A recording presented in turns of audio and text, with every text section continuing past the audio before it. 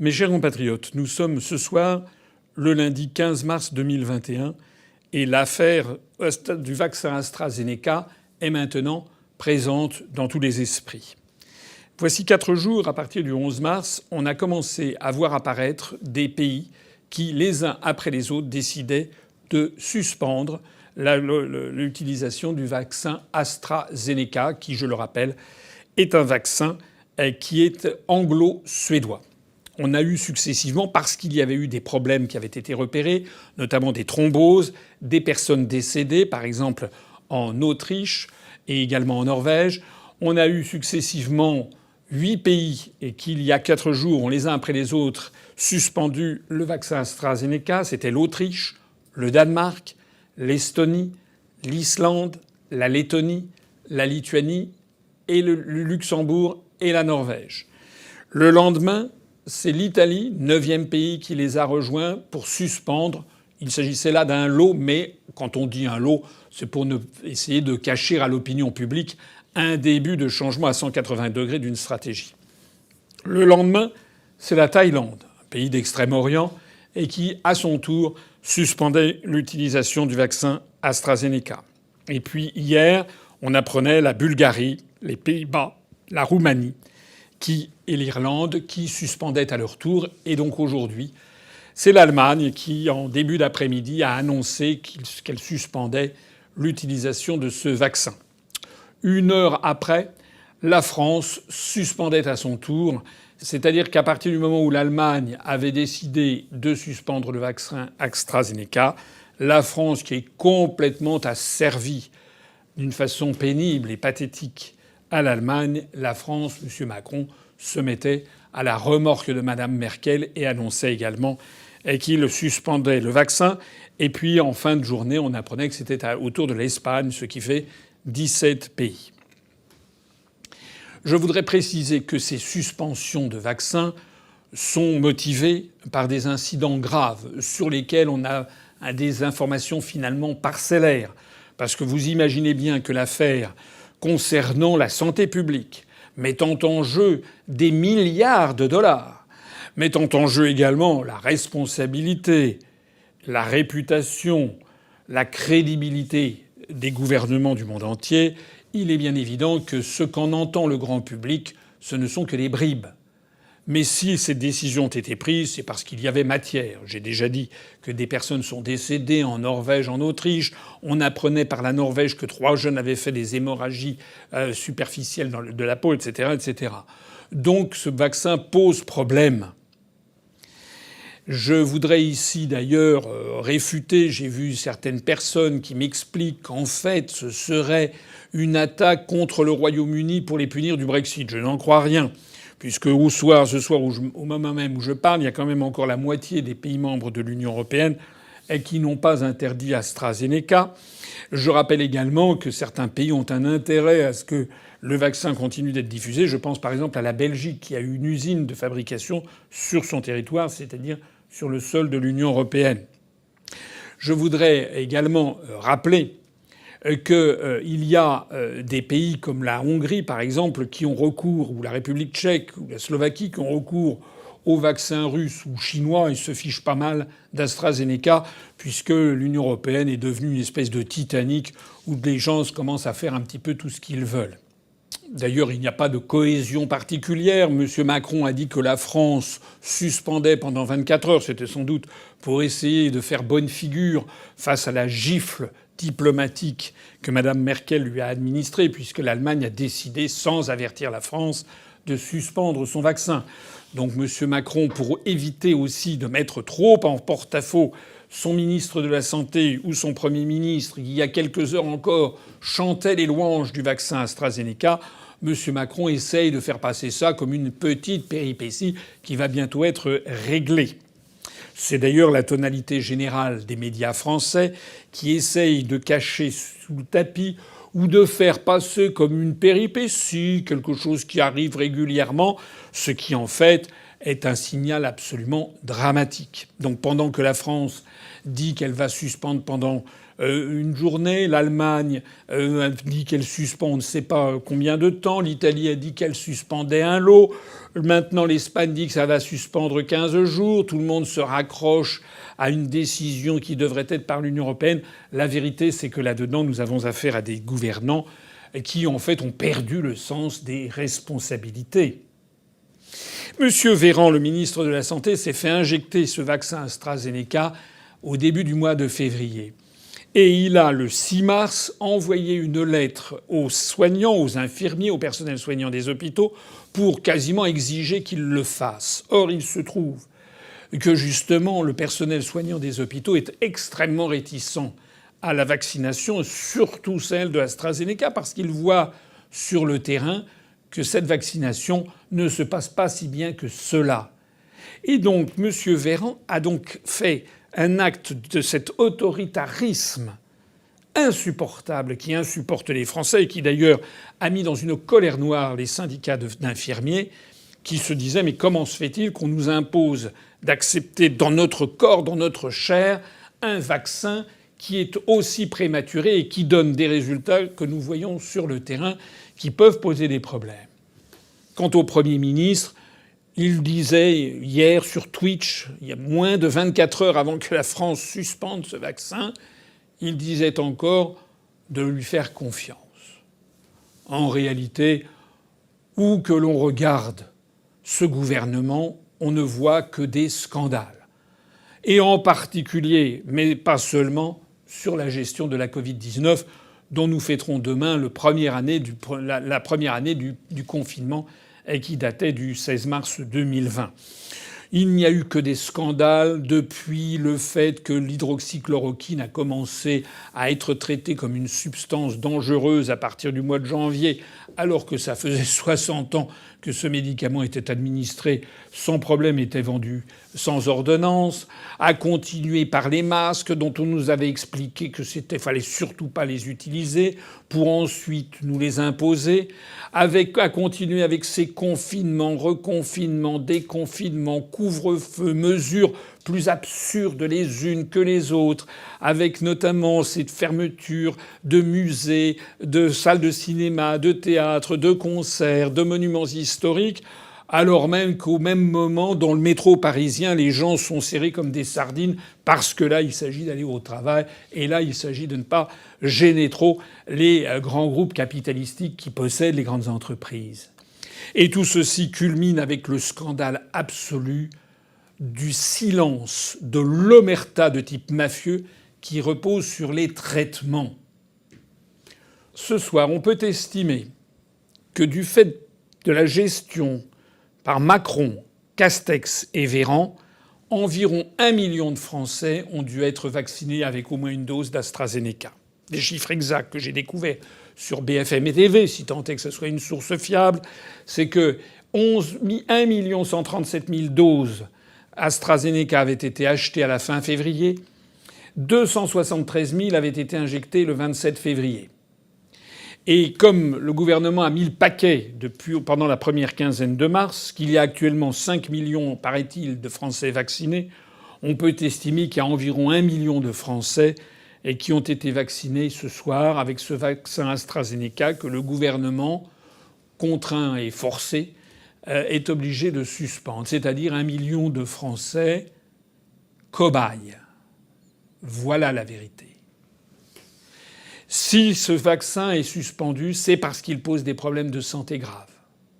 Je rappelle que ça ne fait guère que 3 mois qu'il est utilisé. Et j'ai malheureusement le devoir de souligner, mais ça fait des mois, des semaines que je le dis, que l'expérience historique, comme on l'a vu pour le vaccin H1N1 par exemple, montre que l'on ne peut juger de l'efficacité et de l'innocuité d'un vaccin que sur moyen et long terme. Pas seulement au bout de 3 mois. D'ailleurs, on voit que les effets négatifs commencent à apparaître au bout de 3 mois. Mais au bout de 5 mois, 6 mois, 1 an, 2 ans, pour le vaccin H1N1, c'est au bout de 2 ans qu'on avait commencé à se rendre compte du problème posé par les effets nocifs, notamment le développement foudroyant de ces maladies incurables qui sont la narcolepsie. Alors les événements se chargent ici de montrer la réalité de la situation. Il s'est trouvé qu'en France, des personnes dont je m'enorgueillis de faire partie, qui ont appelé à la prudence, à ne pas se précipiter, qui ont souligné à quel point les vaccins étaient quelque chose qui pouvait être dangereux puisqu'il s'agit de mettre dans un corps humain une substance pour toujours et qu'il fallait être bien sûr de ce que l'on faisait. Il y a eu bien peu de responsables politiques qui ont dit ça. Il y a eu davantage de médecins, ce qui est normal, des professeurs, je pense au professeur Raoult, au professeur Perronne, au professeur Montagnier, à d'autres professeurs ou à du corps médical, je pense à Louis Fouché par exemple, que j'avais eu le plaisir de recevoir sur UPR TV, qui eux aussi ont appelé à la prudence les Français, à ne pas accepter d'être transformés en cobayes parce que le gouvernement et parce que le bombardement médiatique leur disait qu'il fallait le faire. Eh bien, tous ceux-là qui ont attiré l'attention des Français sur la prudence ont été traînés dans la boue, moi aussi, par des chasseurs de complotistes, de conspirationnistes. On nous a traités de tous les noms. On nous a dit que nous étions des irresponsables, des complotistes, des dingues, des fous dangereux. On a même dit qu'il fallait nous retirer la parole. Je rappelle par exemple que certains réseaux sociaux ont expliqué qu'ils fermeraient les comptes devant quelque compte que ce soit qui mettrait en ligne des informations qu'ils jugeraient inexactes pour contrer les vaccinations. Quelle honte! Je me demande ce que pensent au fond d'eux-mêmes les gens qui nous traitaient de complotistes ce soir. Est-ce qu'ils se rendent compte de ce qu'ils ont fait lorsqu'on découvre ce soir qu'1 million de Français ont reçu des doses d'un vaccin qui est suspendu pour cause sanitaire? Est-ce que vous vous rendez compte de la responsabilité que vous avez prise? Est-ce que vous vous rendez compte qu'en traquant ce que vous appelez les complotistes, vous traquez la liberté de penser, la faculté de penser par soi-même, l'importance fondamentale depuis Descartes de raisonner par soi-même, de ne rien considérer que ce que l'on vous dit pour argent comptant sans le passer au crible de votre raison. Ceux qui ont traité de complotistes les personnes qui mettaient en garde contre les dangers des vaccins sont en fait des fascistes de la pensée. Un autre enseignement de cette affaire d'aujourd'hui, c'est que si l'Allemagne n'avait pas décidé de suspendre le vaccin AstraZeneca, la France ne l'aurait pas suspendu ce soir. J'avais pour ma part, dès ce matin, envoyé un communiqué de presse, allant d'ailleurs dans le droit fil des avertissements que je mettais depuis des jours et des jours, mais ce matin j'avais envoyé un communiqué de presse pour réclamer du gouvernement qu'il suspende au plus vite le vaccin AstraZeneca en France. S'il avait suivi mon conseil encore ce matin, au minimum, M. Macron aurait sauvé l'honneur de la France et aurait mis l'Allemagne dans l'embarras. Alors que là, il a fallu attendre que Mme Merkel en décide ainsi dans son coin, sans prévenir le gouvernement français. Quelle honte, quel avilissement de notre pays, quelle sinistre plaisanterie que ce prétendu couple franco-allemand. Parce que moi, j'ai été aux affaires. Je sais ce qui se passe dans les cabinets ministériels. Normalement, ce qui aurait dû se passer, c'est que sur une affaire d'une aussi grande importance, il aurait dû y avoir des contacts très nourris, très nombreux et quotidiens depuis des jours et des jours entre le ministère de la Santé français et ses homologues néerlandais, allemands, autrichiens, italiens, espagnols. Pas du tout. C'est le chacun pour soi, comme toujours dans l'Union européenne, mais tous derrière l'Allemagne. En réalité, cette affaire qui vient d'exploser à la figure de tout le monde montre que nos dirigeants sont complètement à la ramasse.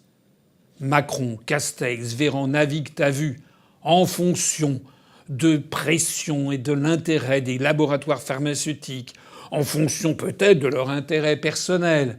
Mais ce qui est certain, c'est que c'est au détriment de l'intérêt des Français. Et ça ne peut plus durer. Les Français veulent avoir un véritable homme d'État qui défende leur intérêt et non pas l'intérêt de Big Pharma, et veulent avoir un chef d'État qui défende la France et non pas un caniche qui se mette à la remorque de l'Allemagne, quoi que Mme Merkel puisse dire ou faire. Alors, moi j'appelle ici à un sursaut de toute l'opposition, quelle qu'elle soit, sur cette affaire très précisément. Je ne veux pas faire ici un rassemblement général. Je dis sur cette affaire de la Covid-19, sur cette affaire des vaccins, sur cette affaire des traitements qui sont occultés, sur cette affaire du reconfinement, déconfinement, sur cette affaire de privation de liberté, il faut qu'il y ait un grand mouvement de rassemblement qui aille de Mme Le Pen à M. Poutou et à Mme Arthaud, avec dedans M. Poisson, que j'ai eu le plaisir d'inviter sur UPR TV, pour les Républicains, M. Retailleau, M. Aubert, que j'ai eu le plaisir d'inviter sur UPR TV, mais aussi des gens de gauche comme M. Mélenchon, que j'aimerais bien avoir sur UPR TV, M. Roussel du Parti communiste français ou M. Chassaigne, mais aussi des députés, quels qu'ils soient, qui, pour une fois, mettent de côté ce qui nous divise pour réclamer tout simplement du gouvernement qu'il défende le peuple français et la santé publique. Comme je l'ai fait en lien avec Nicolas Dupont-Aignan et Florian Philippot lorsque nous avons adressé un courrier à Olivier Véran le 2 janvier, ça fait 2 mois et demi, nous n'avons toujours pas eu de réponse. Normalement, dans une république digne de ce nom, ce soir, M. Véran aurait déjà dû présenter sa démission du fait de la lettre absolument scandaleuse qu'il avait écrite au syndicat des personnels hospitaliers, mais M. Castex aussi aurait dû présenter sa démission et la démission du gouvernement du fait que, au-delà de toute prudence, il a forcé 1 million de Français à se faire injecter un vaccin dont on découvre maintenant qu'il pose quand même des problèmes sanitaires tels qu'il commence à être suspendu à travers le monde entier. Bien entendu, je ne me fais pas d'illusions, ni M. Castex ni M. Véran vont démissionner. Mais l'opposition parlementaire a le moyen de réagir, notamment par la motion de censure qui existe dans notre appareil constitutionnel et qui permet de censurer un gouvernement. Et la deuxième façon d'agir, c'est de mettre en œuvre l'article 68 de la Constitution pour appeler et organiser la destitution du président de la République pour manquement grave à ses fonctions. Voilà ce que je voulais vous dire. Vous pouvez en tout cas compter sur l'Union populaire républicaine et sur bien peu d'autres forces pour défendre bec et ongles la santé du peuple français, l'honnêteté, la fiabilité de ses dirigeants. Vous me permettrez aussi de faire ici un appel à mobilisation générale. Il faut arrêter de se comporter comme des agneaux allant à l'abattoir. Les Français ont un besoin viscéral d'avoir une opposition comme celle que nous menons depuis bientôt 14 ans. Je lance ici un appel à toutes celles et à tous ceux qui m'écoutaient. Si vous estimez que nous faisons un travail non seulement salutaire, mais indispensable face au désastre général de la France, je vous le demande. Adhérez à notre mouvement politique. Versez-nous des dons qui sont déductibles à 2/3 de votre impôt. C'est important, c'est fondamental, puisque nous sommes blacklistés de partout, alors que nous avons la conviction, et les événements ne cessent de le confirmer, que c'est nous qui vous disons en toutes circonstances la vérité. Et vous pouvez remonter sur les semaines et les mois écoulés pour découvrir que sur toutes ces histoires de Covid-19, je crois vous avoir toujours dit la vérité sur ce qu'il fallait faire et sur ce qui risquait d'arriver. Vive la France!